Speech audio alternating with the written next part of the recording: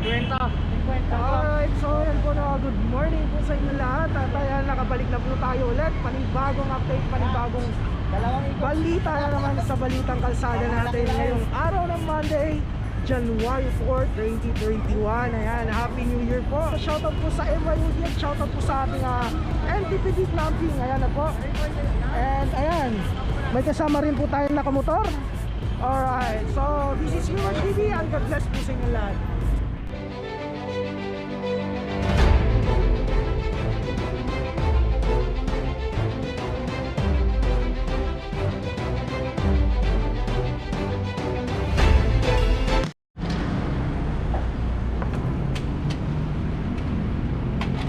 Okay, nandito po tayo sa Jose Bad Santos mga kababayan.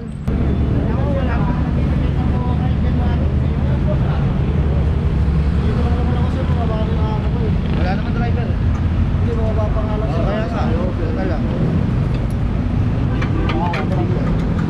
Okay, so ayan po, makikita po natin ang update natin dito sa ating Balitang Kalsada NTPB Clamping.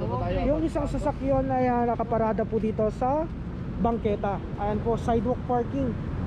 Isang Toyota Innova dito po sa kahabaan ng Jose Abad Santos, tapat po mismo ng Supitec. Alright, time check po tayo, 8:34 po ng umaga. Okay, wala po yung driver. Okay, pagka ganito po guys, ugaliin po natin na sana may maiiwan po na driver yung sasakyan. Okay, kung sakasakali po may tao man po, dapat marunong din po mag-drive, may lisensya para maalis po niya kaagad yung sasakyan. And tatawagan pa lang po ni kuya yung driver. So sana po ginaya na lang po dito sa isang sasakyan para hindi po naklamp.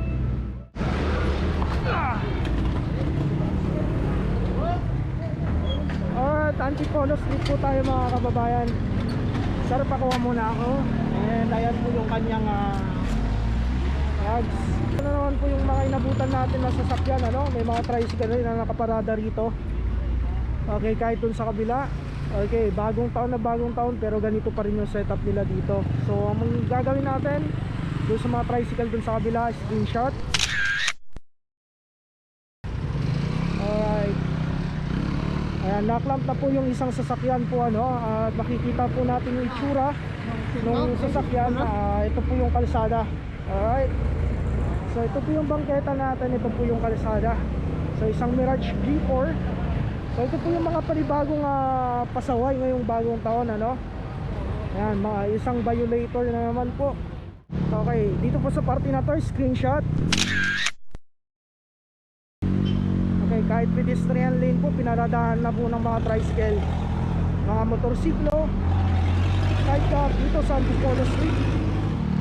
Okay, no parking both side po dito sa Antipolo Street. So ayan na po, kasado na po yung clamp at yung mobilization notice para mai-warning po sila. So ito po yung buong itsura, Toyota Fortuner mga kababayan ko. Okay, ayan po yung kanyang mags. Check po natin, unattended po yung sasakyan. Ayan, legally parked po talaga sa kalsada. Pasensya na po kayo at medyo parang hindi tayo ulit sanay na magsalita, no? Dahil 2 weeks po tayo nagbakasyon at ayan, parang naninibago pa rin po tayo sa pag-update. Okay, dito po sa may gilid na makikita po natin, mayroon po tayo signage dito, no parking clamping zone. At ito po yung ating isang sasakyan ulit, Toyota Vios. Double check po natin, ayan.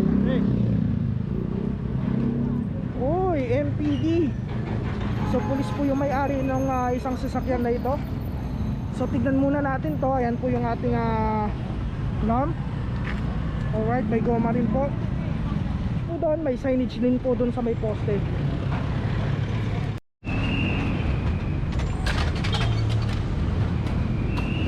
Alright, Baluna Street po tayo mga kababayan. Kita po natin yung isang sasakyan. Ayan, wala pong driver, walang katao-tao, sidewalk parking.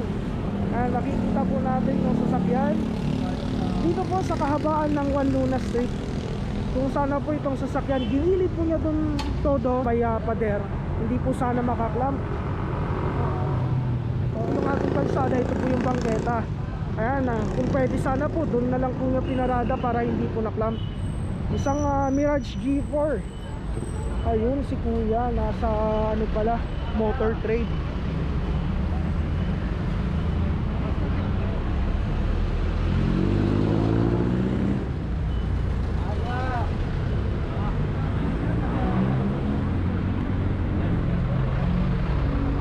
Okay, so ayan na po, iwanan na po ng notice ni Sir Garcia. Alright, let's go. Alright, wando na pa rin po tayo. Kulay po lang sasakyan po. At ayan po, makikita po natin, may signage po, no parking. Ayan o, ang laki-laking signage. Binabaan po nila ng sasakyan. Paglabas nga ng sasakyan, makikita po agad yung bilog na karatula. Pero pumarada pa rin po sila dito sa may kalsada. Babaan po tayo pa rin ng One Luna, mga kababayan ko.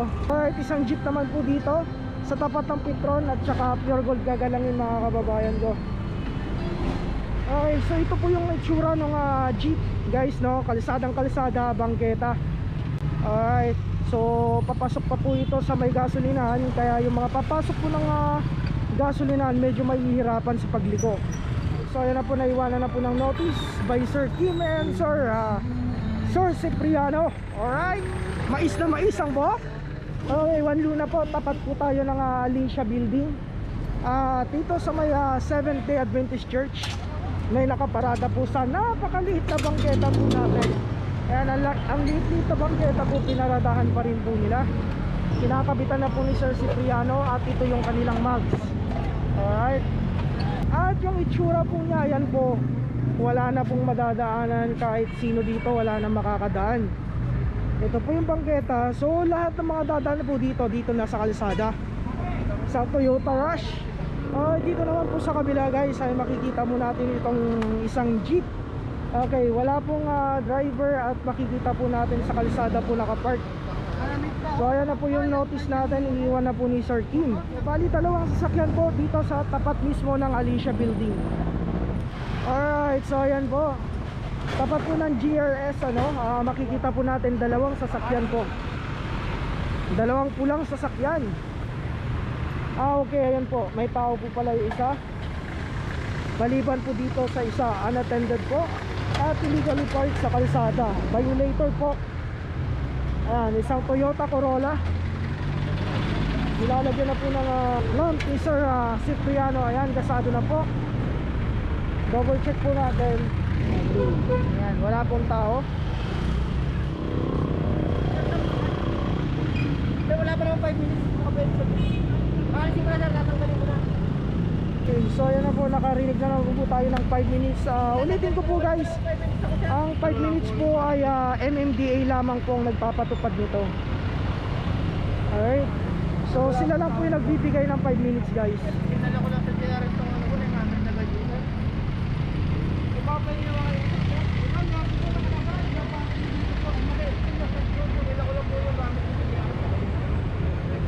Pwede naman sir.